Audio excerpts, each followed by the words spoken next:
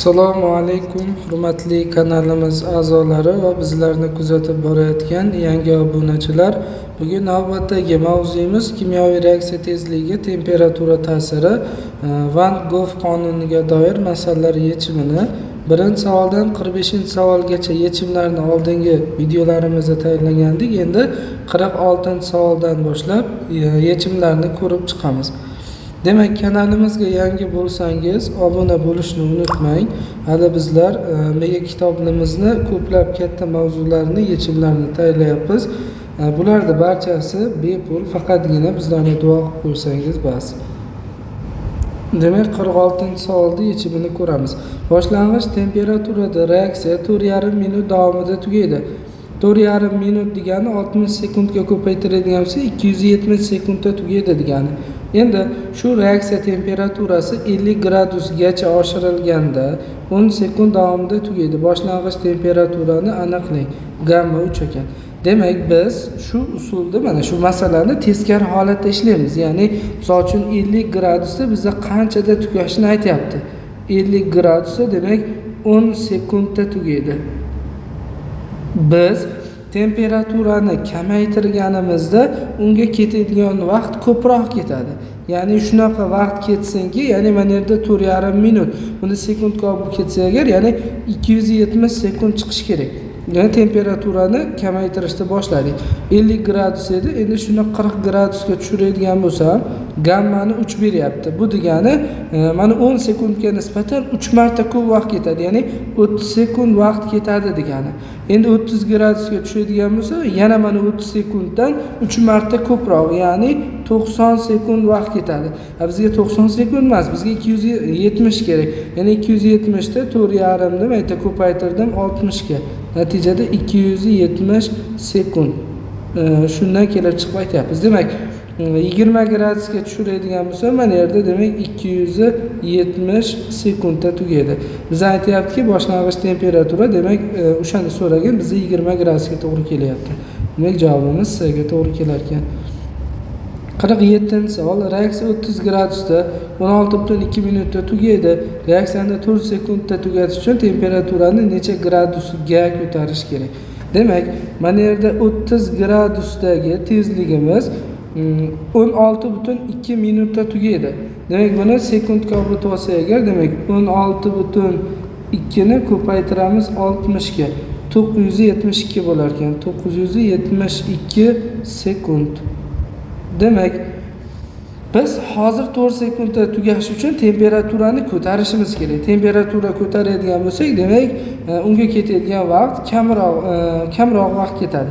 Ya'ni men yerda 40 gradusga ko'taradigan bo'lsam, 900 mana 30 gradusga 972 sekund ketayotgan bo'lsa, 40 gradusga mana unga nisbatan 3 marta kamroq vaqt ketadi. Ya'ni 972 ni bo'lib qo'yishim kerak 3 ga. Demak, 324 sekund vaqt ketar ekan.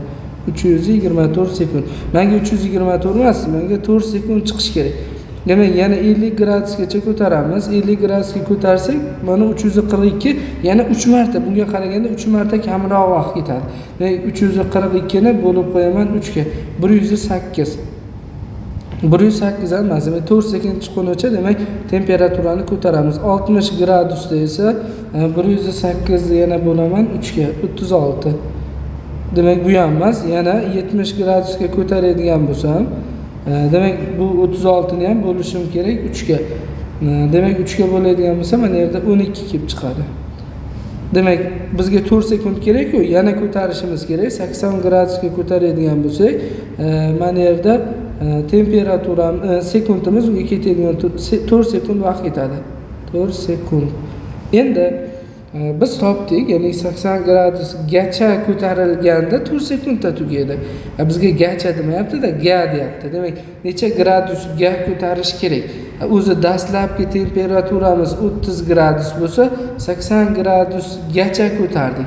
Endi gasini topish uchun 80 dan ayirib qo'yamiz, mana 30 ni. Shunda 50 gradusga ko'targan bo'lamiz. Demak, javob B bo'ladi. 48-savol. Boshlang'ich temperaturada reaksiya 5,333 minut davomida tugaydi. Shu reaksiya temperaturasi 80 gradusgacha oshirilganda 10 sekund davomida tugaydi. Boshlang'ich temperaturani gradusda aniqlang deyilyapti. Demak, 5,33 minut degani ko'paytiramiz 60 ga. Demak, 320 sekund degani. 320 sekund. Demak, dastlabki holati 320 sekundda tugar ekan. Biz endi buni ham teskari holatda ishlaymiz. 80 gradusda, demak, mana yerda 10 sekundda tugaydigan bo'lsa, temperaturani kamaytiraman. 70 gradusga tushiradigan bo'lsa, mana yerda bunga nisbatan 2 marta ko'p vaqt ketadi. Chunki gammani qiymatini 2 beryapti. Bu degani mana yerda 20 sekund. Endi 60 gradusda bo'ladigan bo'lsa, 40 sekund. 50 gradusda bo'ladigan bo'lsa, demak 80 sekund. 40 gradusda bo'ladigan bo'lsa 160 bo'ladi. 160. Demak, 30 gradusgacha tushiradigan bo'lsa, mana yerda 320 bo'ladi. Bizga demak 320 kerak edi. Chunki mana yerda 5 butun davrda 3 bu, ko'paytiramiz 60 ga, shunda mana yerda 320 sekund kelib chiqadi. Biz ham boshlang'ich reaksiyamiz 320 sekundda tugaydi. Demak, boshlang'ich temperaturamiz 30 gradusga teng bo'lgan ekan. Biz ham savolda boshlang'ich temperaturani so'rayapti. Demak, bu D javobga to'g'ri keladi. 49. Tiosulfat kislotani parchalanish reaksiyasi 30 gradusda 0,5 minutda tugaydi. Xuddi shu reaksiya 50 gradusda necha sekundda tugaydi? Xo'p, demak, sekund deyilyapti. 30 gradusda hozir yarim minut degani, demak 60 ga ko'paytirsak 30 sekund degani. 30 gradusda 30 sekundda tugasa, temperaturani ko'taryapmiz. Ya'ni 50 gradusgacha ko'tarishimiz kerak ekan. 40 gradus hamda 50 gradus. Endi bu yerda tushunishimiz kerak, temperatura ortsa, unga nisbatan, ya'ni dastlabkisiga nisbatan kamroq vaqt ketadi. Temperaturani kamaytiradigan bo'lsam, ko'proq vaqt ketadi. Temperatura ortyapti-yu, demak bu yerda vaqtimiz qisqaradi. 30 gradusda 30 sekund ketayotgan bo'lsa, 40 gradusda mana yerda gammani beryapti, 15 sekund vaqt ketadi. Chunki 30 ni 2 ga bo'lishimiz kerak. Endi 50 gradusda esa 7,5 minut sekund vaqt ketadi. 7,5 sekund. Bizga sekundda so'ralgan, demak javobimiz B ga to'g'ri kelyapti. 50-savol. Reaksiya 50 gradusda 0,5 minutda, 10 gradus esa 40,5 minut davom etsa, reaksiyaning temperatura koeffitsiyentini aniqlang. Hop, buni ikki xil usulda ishlasak bo'ladi. Oldingi masalalarimizda ham ko'rganmiz. Hop, formula orqali ishlayveramiz. Demak, gammani darajasi T1 minus T2 taqsim 10 teng bo'lish kerak. Mana yerda 40,5 minut, 0,5 minut. Endi ikkita temperatura vaqt beryapti. Shu yerda necha marta farq qilayotganligini topib olishim mumkin.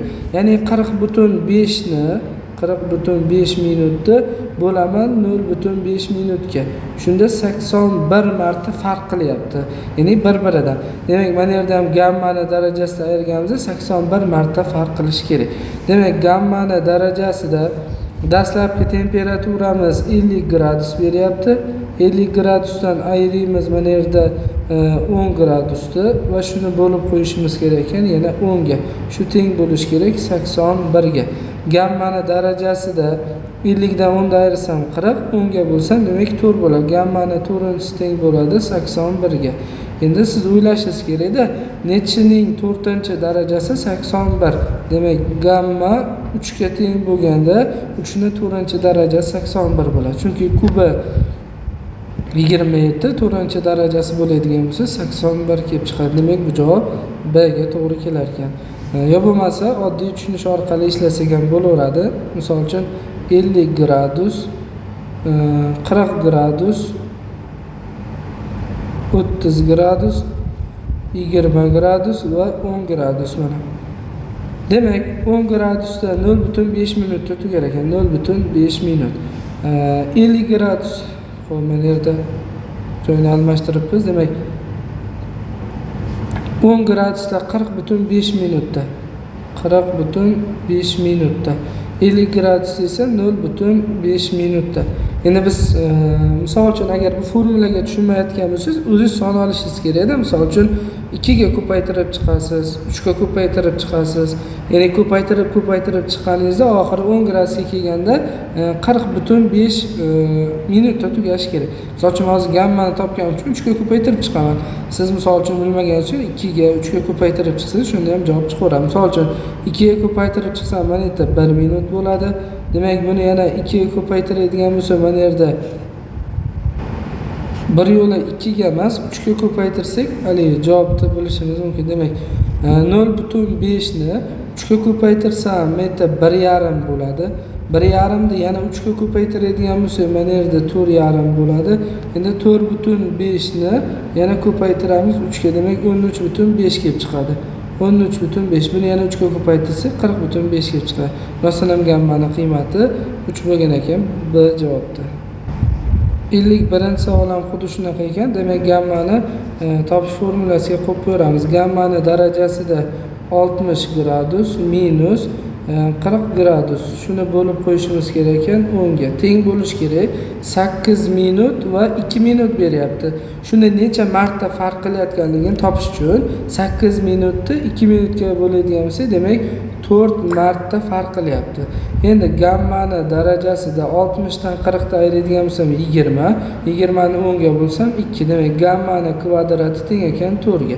Endi biz o'ylaymiz, nechining kvadrati 4. Demak, gamma 2 bo'lganda 2 ning kvadrati keyingina 4 bo'ladi. Demak, javobimiz A javobda. 52-savol. Tiosulfat kislotaning parchalanish reaksiyasi 20 gradusda 40 sekundda tugaydi. Xuddi shu reaksiya 40 gradusda necha sekundda tugaydi? Demak, bu savolimiz ham oddiy savollardan ekan. 20 gradusda 40 sekundda tugayapti. Shuni 40 gradusgacha ko'targan. 20 gradusdan 40 gradusgacha ko'taryapti. 20 gradus, 30 gradus hamda mana yerda 40 gradus. Endi bizda 20 gradusda 40 sekundda tugashini beryapti va gammani ham beryapti. Gamma nima edi? Gamma necha marta ortishi yoki necha marta kamayishini ifodalab berardi. Endi temperatura ko'tarilgandan keyin unga ketadigan vaqt kamroq ketadi, ya'ni 2 marta kam. 40 ni 2 ga bo'ladigan bo'lsak 20 bo'ladi, yana 20 ni 2 ga bo'lsak 10 sekund vaqt ketar ekan. Demak, javobimiz A bo'ladi. Demak, ko'proq masala ko'rishlik uchun hozir bir xil o'xshash savollarni tashlab ketamiz, chunki mana 53, 54 savollar o'xshash ekan. 50 gradusga misol uchun mana 54 savolda 50 gradusni 0,45 minut degani. Demak, buni 0,45 dan 60 ga ko'paytirib sekundga olib o'tasiz va 70 gradusgacha ko'tarilayotganda har ko'targaningizda 3 marta kamaytirib ishlaydigan bo'lsak, juda ham oson savollardan. Demak, davom ettiramiz. 55-savol. Reaksiya 90 gradusda 8 sekundda, 60 gradusda 512 sekundda davom etsa, reaksiyaning temperatura koeffitsiyentini aniqlang. Demak, gammani yaxshiroq topishni o'rganishlik uchun bu savolni yana bitta ko'rib beraman. Demak, gammani darajasida birinchi katta temperaturamiz 90 gradusdan ayiramiz 60 gradusni va shuni bo'lamiz 10 ga. Bu formula teng bo'lish kerak necha marta farq qilishiga. Hozir 512 sekund va 8 sekund necha marta farq qilishini topishimiz uchun, demak 512 ni bo'lamiz mana yerda 8 ga, 64 bo'lar ekan. Endi demak bu 64 marta farq bu. 90 dan 60 ta ayirsam 30, 10 ga bo'lsam 3. Demak, gammani 3-darajasi teng ekan 64 ga. Endi savol, nechining kubinchi darajasi 64. Demak, bu yerda 4 kelib chiqadi. Chunki 4 ning kvadrati 16, 3-darajasi 64 bo'ladi. Demak, temperatura koeffitsiyenti 4 bo'lar ekan. Endi 56-savol ham o'xshash ekan. Temperatura koeffitsiyenti bunday savollarda ishlay olamiz bemalol. 57-savolni ko'rdik, ya'ni boshlang'ich temperaturani aniqlang deyilyapti. Bunaqa savollarning ikkita 3tasini ko'rdik. Bemalol ishlay olamiz. Endi 58-savol. A ning konsentratsiyasi 3 marta, B ning konsentratsiyasi 2 marta orttirilganda reaksiya tezligi 108 marta oshsa, qaysi reaksiya tenglamasi shu shartda qanoatlantiradi? Demak, endi bu temperaturaga bog'liqlik joyi yo'q, lekin mayli ishlayveramiz. Misol uchun bularga javobga qo'yib ko'rishingiz kerak. Misol uchun B javobga qo'yib ko'ryapman. A plus B hosil bo'lyapti. Mana yerda A2 B3. Reaksiyani tenglashtiraman. A ni oldiga 2 qo'yaman, B ni oldiga 3 qo'yaman. Aytayaptiki, masala sharti A ni konsentratsiyasi 3 marta. Demak, 3 marta orttirilgan bo'lsa, 3 ni mana oldidagi darajasi, A ni oldidagi darajasi koeffitsient daraja ko'tariladi. Demak, 3 ni kvadrati ko'paytirilgan. B ni konsentratsiyasi 2 marta orttirilgan. Misol uchun 2 ni 3-darajasi, chunki oldidagi daraja koeffitsiyenti daraja ko'tariladi. Endi shuni hisoblaganmiz. Misol uchun 54 chiqsa, demak javob shu bo'ladi. Qisam qolganlarni shunday qilib ishlab ko'rasiz. Misol uchun 3 ni kvadrati 9 ko'paytirilgan, 2 ni kubinchi darajasi kvadrati 4, kubinchi darajasi 8. 9 ni 8 ga ko'paytirsam 72 kelib chiqyapti. Demak, bizda 108 marta ortish kerak. Hozir B javobga qo'yib ko'rgandik. Demak, B javob bo'lmadi. Endi A javobga qo'yib ko'ramiz. A javobda reaksiya yozyapmiz. Mana A plus B hosil bo'lyapti ekan. Demak, A3 B2. Reaksiyani tenglashtirsam, mana yerga 3 qo'yaman va mana yerga 2 qo'yaman. Endi A ni konsentratsiyasi 3 marta orttirilyapti. Demak, 3 ni 3-darajasi ko'paytirilgan. B ni konsentratsiyasi 2 marta orttirilyapti. 2 ni kvadrati, ya'ni oldidagi darajasi son koeffitsient daraja ko'tariladi. Teng bo'ladi.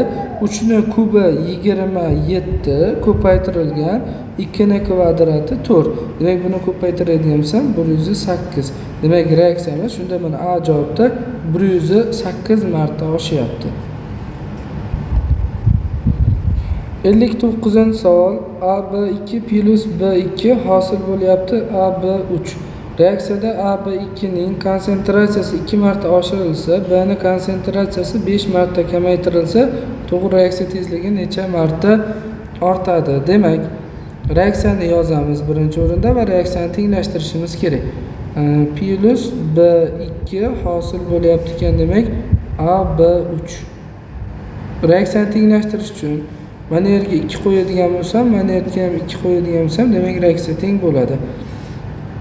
AB2 ning konsentratsiyasi 2 marta oshirilsa, demak 2 marta oshirilayotgani uchun 2 yozaman, oldidagi koeffitsiyenti 2. Demak, buni AB2 ni tezligi 4 marta tezlashyapti. Endi keyingi holati B2 ning konsentratsiyasi 5 marta kamaytirilsa, demak B2 ning konsentratsiyasi 5 marta kamaytirilyapti. Oldidagi koeffitsient 1. Demak, 5 ni birinchi darajasi baribir 5. Qarang, bittasi ortyapti va bittasi kamayapti. Agar ikkalasi ham ortadigan bo'lsa, bir-biriga ko'paytiramiz. Bittasi ortib, bittasi kamayadigan bo'lsa, unday holatda bo'lib qo'yishimiz kerak. Ya'ni 4 ni 5 ga bo'ladigan bo'lsak, 0.8 marta reaksiyamiz ortadi. Demak, bu javobimiz mana C javobga to'g'ri kelar ekan. 60-savol. Reaksiya 40 gradusda 8 minut, 60 gradus esa 2 minut davom etsa, bu reaksiyani tezligi necha marta ortganligini aniqlang deyilyapti. Demak, bu savolimizda bizda gamma so'ralyapti. Demak, gammani topishlik uchun yana formula orqali foydalanamiz. Gammani darajasida 60 gradus minus 40 gradus taqsim 10 teng bo'lishi kerak. 8 minutni 2 minutga bo'ladigan bo'lsam, necha marta o'zgarayotgani kelib chiqadi. Endi 8 ni 2 ga bo'ladigan bo'lsa, 4 marta o'zgaryapti.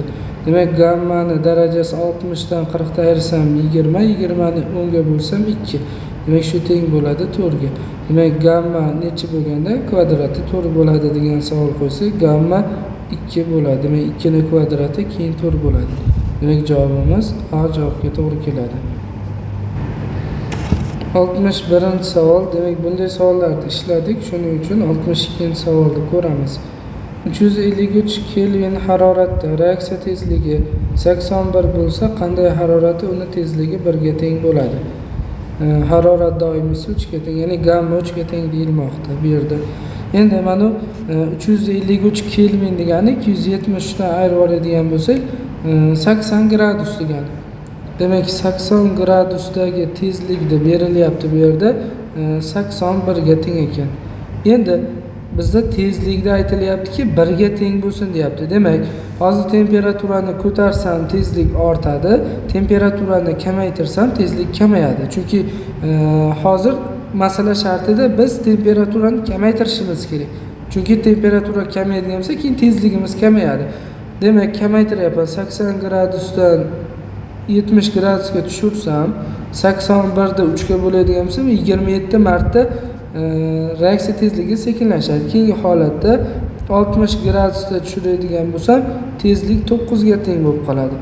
50 gradusda bo'ladigan bo'lsa, mana yerda 3 ga teng bo'ladi. 40 gradusda bo'ladigan bo'lsa, 1 ga teng bo'ladi. Masalan, shartda aytilyaptiki, 1 gradusga teng bo'ladi. Qanday harorat? Ya'ni 40 gradusda 1 ga teng bo'ladi. Demak, javobimiz B javobga to'g'ri kelyapti. 63-savol. Temperatura 130 gradusdan 383 kelvinga o'zgartirilsa, reaksiya tezligi qanday o'zgaradi? Demak, 383 ni ayrimiz 273 dan. Demak, 110 gradusga demak o'zgartirilyapti. Demak, hozir mana kelvin berilyapti-ku, shundan 273 ta ayirib olamiz. 383 dan ayrimiz 273 ni. Shu yerda 110 gradus kelib chiqadi. Demak, o'zi tezligimiz 130 gradus bor. Shuni kamaytiryapti. Demak, 120 gradusga va 110 gradusgacha kamaytirilyapti mana yerda. 110 gradusgacha kamaytirildi. Demak, misol uchun men 130 gradusdagi tezligini 1 deb oladigan bo'lsam, gammani qiymati 2 ga teng ekan. 120 gradusga tushganda buni qiymati 1 taqsim 2 bo'ladi. Ya'ni 2 marta kamayadi. Endi 110 gradusda bo'ladigan bo'lsa, bu yana 2 marta kamayadi. Ya'ni 1 taqsim 4 bo'lib qoladi. 0.25 bo'lib qoladi. Bu degani reaksiya necha marta sekinlashdi desa, uni pastiga qarab turib 4 marta sekinlashdi deyishimiz mumkin. Yo bo'lmasa oddiy holatda kamaytirsak mana 1, keyingi holatda 0.5 bo'ladi. Buni yana kamaytirsak 0.25. Buni bilishlik uchun mana 1 da bo'lib qo'yasiz 0.25 ga. Dastlab 1 edi, keyin 0.25 bo'lib qoldi. Bu yerda 4 bo'ladi. Demak, 4 marta bu reaksiya sekinlashdi degani. Chunki temperatura kamaytirilyapti. 4 marta sekinlashadi degan javobimiz D javobga to'g'ri keladi. 64-savol. Kimyoviy reaksiya tezligi 9 mol taqsim litr minutga teng bo'lgan reaksiyani temperatura koeffitsiyenti 3 ga teng. Shu reaksiyani temperaturasi 20 gradusga tushirilsa, keyingi reaksiya tezligi qanday bo'ladi? Xohlagan temperatura olishingiz mumkin. Misol uchun, men 100 gradus deb oladigan bo'lsam, shuni 20 gradusga tushirishim kerak. Misol uchun 20 gradusgacha demayapti. 20 gradusga deyapti. Agar 20 gradusgacha desa, u savol xato bo'ladi. Xohlagan temperatura olsangiz, xohlagancha qiymat chiqishi mumkin. Endi 100 gradus deb oladigan bo'lsam, hozir shuni 90 gradus tushirsam, ya'ni 90 gradus qilib qo'ysam, 10 gradusga kamaytirgan bo'laman. Yana buni 80 gradusga tushiradigan bo'lsam, demak 20 gradusga kamaytirgan bo'laman. Endi aytayaptiki, 100 gradus misol uchun tezlik 9 ga teng deb oladigan bo'lsam, temperatura kamaygandan keyin uning tezligi ham kamayadi. Necha marta kamayishini mana yerda temperatura koeffitsiyenti orqali bergan. Ya'ni 3 ga teng ekan. Bu degani gamma teng 3 ga. Demak, 90 gradusda 3 ga teng bo'ladi, 80 gradusda esa 1 ga teng bo'lib qoladi. Nechaga teng bo'ladi deyilyapti. Demak, 1 ga teng bo'ladi. Siz xohlagan temperatura olib ishlasangizdan baribir 1 degan javob chiqadi. Demak, A javobdir. 65-savol. Kimyoviy reaksiya tezligi 8 mol taqsim litr ko'paytirilgan minutga teng bo'lgan reaksiya temperatura koeffitsiyenti 2 ga teng ekan. Shu reaksiya temperaturasi 40 gradusga tushirilsa, keyingi reaksiya tezligini aniqlang deyapti. Misol uchun, buni ham 100 gradus oladigan bo'lsam, 100 gradusdagi tezlikni 8 ga teng deyapti. Misol uchun, shuni 40 gradus tushiradigan bo'lsam, hozir 10 gradus tushirsam 90 bo'ladi. 20 gradusga tushirsam 80 bo'ladi. 30 gradusga tushirsam, demak 70 bo'ladi. 40 gradusga tushirsam 60 bo'lib qoladi. Demak, har tushirganimda 2 marta kamayadi. Chunki mana yerda temperatura koeffitsiyenti 2 ga teng deyilyapti. Temperatura kamaygandan keyin tezlik ham kamayib boradi. 90 gradusda 4 ga teng bo'ladi, chunki 8 2 ga bo'lyapman. 80 gradusda 4 2 ga bo'ladigan bo'lsam 2 bo'ladi. 70 gradusda 1 ga teng bo'ladi, 2 ni 2 bo'lsam. 60 gradus esa 0.5 ga teng bo'ladi. Hop, nechaga teng bo'ladi deyapti? 0.5 chiqadi. Demak, javobimiz B ga to'g'ri kelyapti. 66 savol ham xuddi shunaqa ekan. Demak, keyingi savolga o'tamiz. 67 savol. Xo'p, kimyoviy reaksiya tezligi 3 mol taqsim litr ko'paytirilgan minutga teng bo'lgan reaksiya temperatura koeffitsiyenti 3 ga teng ekan. Shu reaksiyani temperaturasi 20 gradus oshirilsa, keyingi reaksiya tezligi qanday bo'ladi? Buni misol uchun farqi yo'q, yana 100 olaverasiz. 100 gradus bo'lsa, endi bu safar kamaytirmaymiz, endi orttiramiz. Misol uchun 110 gradusga orttirsam 10 ga orttirgan bo'laman. 120 gradusga ko'tarsam, demak 20 gradusga ko'targan bo'laman.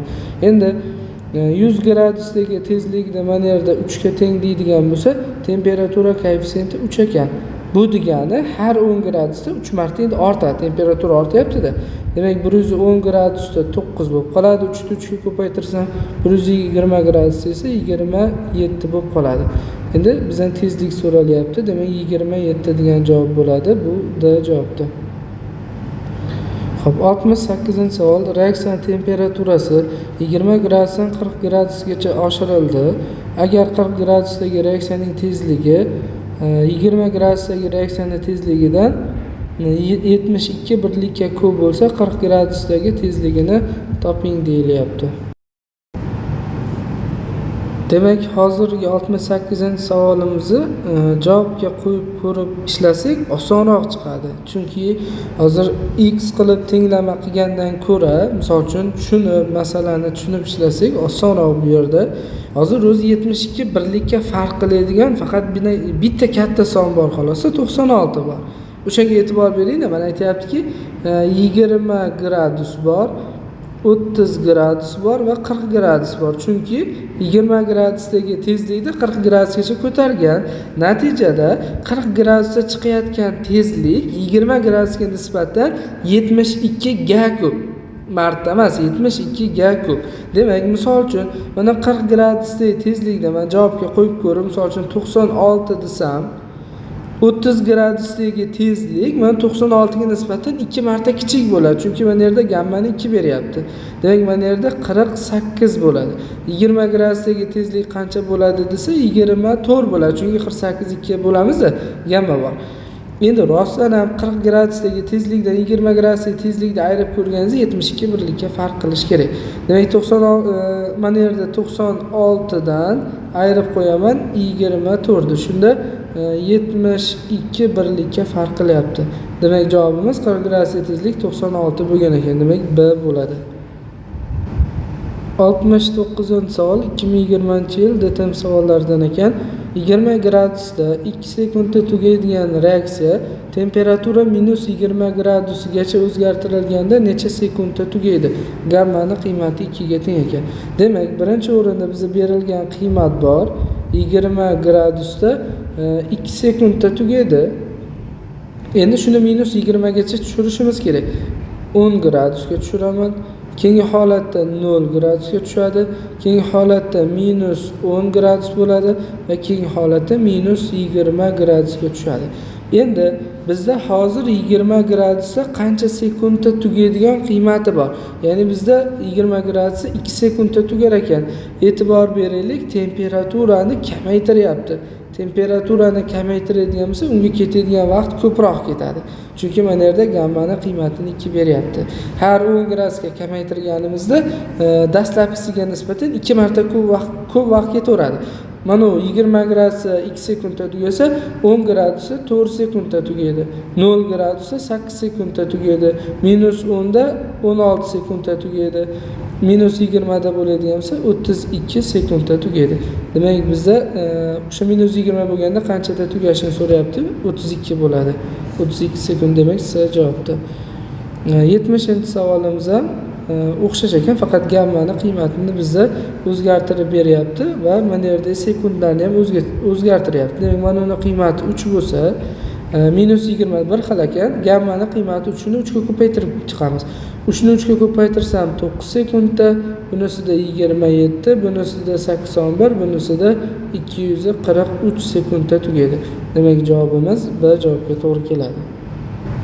71-savolda hozir berilayotgan savolda teskari holatda berilyapti. 20 gradusda 243 sekundda tugar ekan. 243 sekundda tugaydi. Demak 20 gradusgacha o'zgartirilganda necha sekundda tugaydi? Gammani qiymati 3 ekan.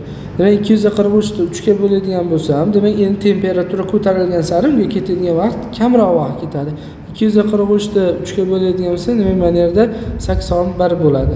Keyingi holatda yana 3 ga bo'ladigan bo'lsam 27. Keyingi holatda bo'ladigan bo'lsa 9 bo'ladi. Buni yana 3 ga bo'ladigan bo'lsam, demak mana yerda 3 bo'ladi. Ya'ni 3 sekundda tugaydi. Bu B javobdir. 72-savol 10 gradusda 32 sekundda tugaydigan reaksiya temperatura -10 gradusgacha o'zgartirilganda necha sekundda tugaydi? Demak 10 gradus keyingi holatda kamaytirilyapti 0 gradus va -10 gradusgacha o'zgartirilyapti. 10 gradusda 32 sekundda tugar ekan, 32 sekund -10 gacha tushirilgandan keyin unga ketadigan vaqt ko'proq vaqt ketadi. Ya'ni buni gamma orqali bilishimiz mumkin. 32 ni 2 ga ko'paytirsam 64 sekund vaqt ketadi. Yana buni 2 ga ko'paytiradigan bo'lsam 128 sekund vaqt ketadi. Demak javobimiz A javobga to'g'ri kelyapti.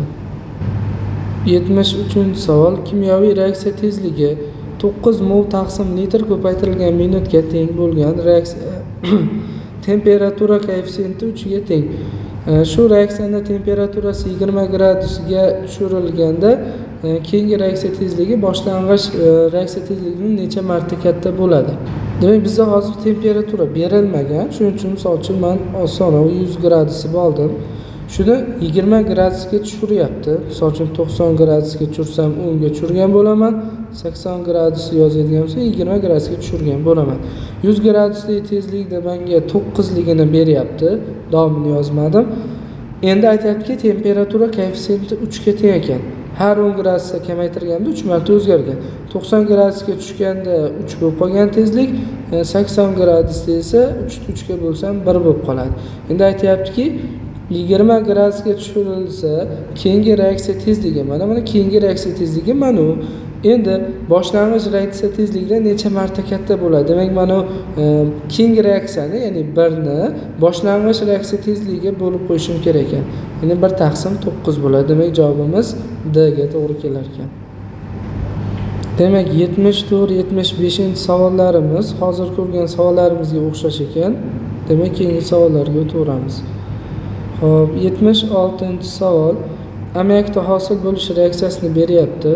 290 kelvindagi tezligi 4 mol taqsim litr ko'paytirilgan minutga teng. Vodorodning konsentratsiyasi 2 marta oshirilib, temperatura necha gradusga o'zgartirilganda tezlik 1 mol taqsim litr minutga teng bo'lib qoladi. Gammani qiymati 2 ekan. Demak, hozirgi savolda bizda bor qiymatlardan foydalanamiz. Bizda bor qiymat hozir 290 kelvin bor. 290 kelvindan ayirib yuboraman 273 ni. Ya'ni bu yerda gradusga o'tadi 17 gradus. Demak, 17 gradusdagi tezlik o'zi 4 ga teng edi. Shetda vodorodning konsentratsiyasini 2 marta oshirdi. Demak, vodorodning konsentratsiyasini hozir 2 marta oshiradigan bo'lsa, tezlik ortadi. Chunki konsentratsiya ortgandan keyin tezlik ham ortishi aniq. Endi oldida mana koeffitsient bor. O'shancha marta ortadi. Demak, 2 ni 3-chisi bo'lib turib, mana yerda 8 marta reaksiya tezligi ortib ketadi. O'zi tezlik qarang. 17 gradusdagi tezligimiz 4 ga teng edi. 4 ga teng edi. Shu tezlikda turgan holatda vodorodning konsentratsiyasini orttirganda tezligimiz ortib ketib qoldi. Ya'ni 8 marta ortdi. O'zi tezlik 4 edi, 8 marta ortsa, demak buni ko'paytirishimiz kerak. 4 ni ko'paytiraman 8 ga. Demak mana yerda 32 bo'lar ekan. Bu 17 gradusdagi tezligimiz. 17 gradusdagi tezlik demak mana yerda 32 ga teng ekan. Endi temperatura mana qarang, aytayaptiki necha gradusga qadar o'zgartirilganda tezlik 1 bo'lib qolar ekan. O'zi hozir reaksiyamiz tez 32 da ketyapti. Shuni 1 ga tushirishimiz kerak. 1 ga kamaytirishim uchun temperaturani ham kamaytirishim kerak. Ya'ni kamaytirganda ham har 10 gradusga kamaytiraman. Buni 10 gradusga kamaytirsam 7 bo'lib qoladi, 7 gradus va tezligini ham birato'la kamaytirib ketaman. Gammani qiymati 2. 32 ni 2 ga bo'lsam tezlik 16 bo'lib qoladi. Endi buni yana kamaytiraman. 10 gradusga kamaytirsam -3 bo'lib qoladi. -3 gradus. -3 gradusni mana tezligi 16 ni 2 ga bo'lsam, demak 8 bo'lib qoladi. Buni yana kamaytiraman 10 gradusga, demak -13 gradus bo'ladi. Shunda buni qiymati 8 ni 2 ga bo'lsam 4 bo'lib qoladi. Buni yana kamaytirsam -23 bo'ladi. -23 desa 2 bo'ladi. Bizga 2, 4, 8 emas, bizga 1 kerak. Buni yana bitta kamaytiramiz. Demak -33 gradus bo'lganda mana yerda demak tezligimiz 1 ga teng bo'ladi. Chunki gamma 2 da 2 ni 2 bo'lsam 1. Bizga aytilyaptiki, o'zgartirilsa necha gradusda deyapti. -33 gradusga qadar o'zgartirilganda javobimiz A javobga to'g'ri keladi. 77-savol 2019-yil DTM savoli. 5 litr hajmli idishda A plus B hosil bo'lyapti, C plus D reaksiya berilyapti. 10 gradusdagi tezligi 0.6 mol taqsim litr ko'paytirilgan minut. 50 gradusda esa 4 mol D modda 5 sekundda hosil bo'lsa, reaksiyani temperatura koeffitsiyenti gammani aniqlang deyilgan savol qo'yilyapti. Xo'p, mana yerda demak tashlaymiz. Demak, birinchi o'rinda bizga berilgan qiymatlardan foydalanamiz. Ya'ni 5 sekund berilyapti. Shu 5 sekundni minutga bo'tib olamiz. Va mana yerda 4 mol modda berilyapti. Buni litrga, idishda hajmiga bo'ladigan bo'lsak, malyarga o'tadi. Ya'ni birinchi o'rinda malyar topyapmiz. Malyar topishlik uchun 4 mol D moddani massasi molini 5 litrga bo'lyapmiz. 5 litr. Demak, mana yerda bo'lsak 0.8 mol taqsim litr modda hosil bo'lyapti. Bu endi qanchada hosil bo'layotganligi ham bor bizda. Ya'ni 5 sekundda. Biz shu 5 sekundni hozir 60 ga bo'ladigan bo'lsak, demak, qiymati kelib chiqadi. Ya'ni qancha minut vaqt ketgani.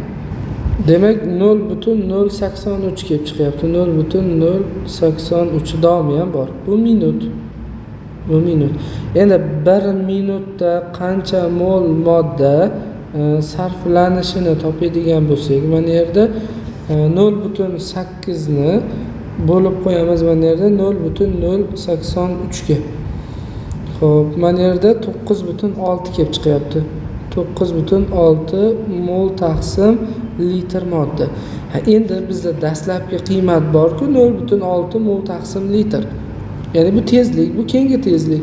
Endi mana yerda formulamiz bor edi. Ya'ni gammani topishlik uchun gammani darajasida ikkita temperaturani 50 gradusdan ayrimiz, mana 10 gradusni va shuni bo'lib qo'yardik 10 ga. Endi bu tomonga necha marta farq qilganini yozishimiz kerak edi. Bizda demak hozir 9.6 mol taqsim litr bo'ldi. Masalan shartida 0.6 berilgan. Demak 9.6 ni bo'lamiz 0.6 ga. Necha marta farq qilish kelib chiqadi shunda? 16 kelib chiqyapti. Endi gammani qiymatini topyapman. Gamma 50 dan 10 ni ayirsam 40, 10 ga bo'lsam demak 4 kelib chiqadi. Gammani 4-darajasi teng ekan 16 ga. Endi savol beramiz. Gammani o'rnida necha bo'lganda 4-darajasi 16 ga teng bo'ladi. Gammani qiymati 2 ga teng bo'lsa, keyingina 16 bo'lishi mumkin. Ya'ni kvadrati 4, kubincha darajasi 8 va 4-darajasi 16. Demak, gammani qiymati bizda 2 ga teng bo'lgan ekan. Bu B javobda. 78-savol. Demak, bular ko'pchiligi DTM savollari bo'lganligi uchun ko'pchilikda muammo bo'ladi. Shuning uchun ko'raveramiz. Ya'ni sizlar bizlarni qo'llab tursalaring, xudo xolasa davom etaveramiz. Bizga quyidagi reaksiyani beryapti. To'g'ri reaksiyaning 120 gradusdagi tezligi 1.6 mol taqsim litr ko'paytirilgan sekundga teng. Ushbu sistema bosimi 2 marta oshirilib, harorat 40 gradusgacha tushirilgandagi reaksiya tezligi mol taqsim litr ko'paytirilgan sekundda aniqlang. Demak, gammani qiymati 2 ga teng bo'lgan ekan. Demak, bu yerda hozir sistemani bosimi 2 marta oshirilgan. Bosim 2 marta oshiriladigan bo'lsa, demak tezlik ham ortadi. Endi oldidagi koeffitsiyentlarga ham bog'liq edi. Misol uchun, vodorod xloridni konsentratsiyasini bosimini 2 marta oshiradigan bo'lsa, bu gaz ta'sir ko'rsatadi. Oldidagi 4-daraja koeffitsiyent daraja ko'tariladi. Ko'paytirilgan. Undan tashqari kislorod ham bor sistemada, ya'ni 2 ni 1-darajasi. Demak, ikkalasi bo'lib 2 ni 5-si bo'ladi. 2 kvadrati 4, ko'pinchi darajasi 8, 4 darajasi 16, 5-si esa 32 bo'ladi. Ya'ni bu bosim 2 marta oshirilgandagi tezlik 32 marta ortyapti. O'zi masala sharti to'g'ri reaksiyaning 120 gradusdagi tezligi 1.6 ekan. Demak, 120 gradusdagi tezlik 1.6 ga teng bo'lgan ekan. Shu 1.6 ni ko'paytiraman endi 32 ga. Chunki mana yerda tezlik ortyapti-da bosim ortgandan keyin. Demak, 1.6 ni ko'paytiramiz 32 ga. 51.2. Tezligimiz 51.2 ga teng bo'lib qoldi. Endi aytayapki, ushbu sistema bosimi 2 marta oshirib, harorat 40 gradusgacha tushirilgandagi e'tibor beramiz. Mana yerda 40 gradusga demayapti, gacha deyapti. Bu degani 40 gradus bo'lib qoldi degani. Demak, mana yerda 110 gradus bo'ladi, keyingi holatda 100 gradus, 90 gradus, 80 gradus, keyingi holatda 70 gradus bo'ladi, 60 gradus, 50 gradus va 40 gradusga teng bo'lyapti mana yerda. 40 gradus. Endi 120 gradusdagi tezligimiz 51.2, biza gammani qiymatini 2 ga berib 2 ga teng degan. Endi 40 gradusgacha kamaytirib chiqaveramiz. 51.2 ni bo'lamiz 2 ga, demak 25.6. Bu 110 gradusdagi tezlik. Buni yana 2 ga bo'lamiz. 2 ga 12.8. 12.8. Demak, buni yana bo'ladigan bo'lsak 6.4. Yana kamaytiramiz 3.2. Keyingi holatda 1.6. Keyingi holatda 0.8. Keyingisi 0.4. Keyingi holatda esa 0.2 ga teng bo'lyapti. Demak, 40 gradusdagi tezligi so'ralyapti bizda.